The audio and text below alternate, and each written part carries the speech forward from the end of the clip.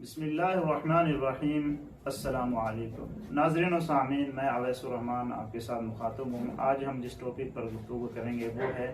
कि नुमायाँ कैसे बने। आपने अक्सर देखा होगा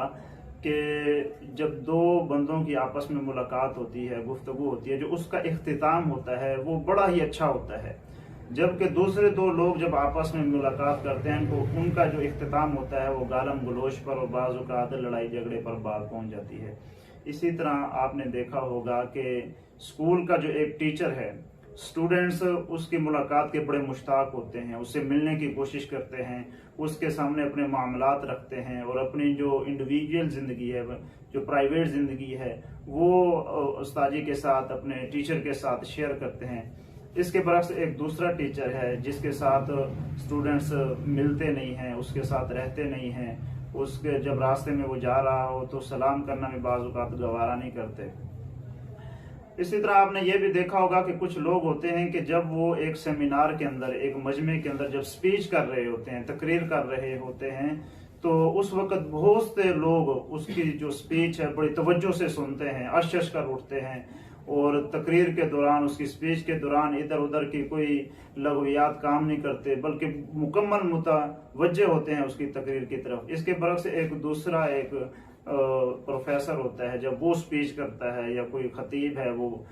स्टेज के ऊपर बात करता है तो लोग उसकी बात की तरफ ध्यान नहीं देते, इधर उधर तिनकों के साथ खेलते हैं, बाज़ औक़ात मोबाइल इस्तेमाल करते हैं, व्हाट्सएप सोशल मीडिया इस्तेमाल करना शुरू कर देते हैं उसकी स्पीच के दौरान ही। इसी तरह आपने देखा होगा कि कुछ लोग ऐसे होते हैं कि जिनसे वैसे फितरती तौर पर मोहब्बत होती है, लोग उससे मिलने की कोशिश करते हैं और बाज़ औक़ात जब मुलाकात होती है तो बड़ा फ़ख्र करते हैं, उसके साथ सेल्फी बनाने की कोशिश करते हैं। कुछ लोग ऐसे होते हैं कि जिसके साथ लोग मिलना जुलना पसंद नहीं करते, उससे दूर रहने की कोशिश करते हैं, चाहते हैं कि यार इससे मुलाकात ना भी हो तो बेहतर है। ये ऐसा क्यों होता है? ऐसा ये होता है कि जो एक पुरकशिश शख्सियत होती है, जो एक पुरकशिश पर्सनैलिटी होती है, इंसान ने उसको अपने अंदर मेहनत करके, कुछ तो अल्लाह की तरफ से वह भी होती हैं, कुछ इंसान मेहनत करके अपनी शख्सियत को उसने पॉलिश किया होता है, अपनी गुफ्तगू को उसने पॉलिश किया होता है, अपनी पर्सनैलिटी को उसने पॉलिश किया होता है, अपनी ज़ात के ऊपर उसने फोकस किया होता है, अपने आप को वो निखारने की हर वक्त कोशिश करता रहता है और एक वक्त आता है कि वो लोगों के अंदर नुमायां बन जाता है। जब एक मजमा हो और वो शख्स अकेला हो तो वाज़े तौर पर उसकी जो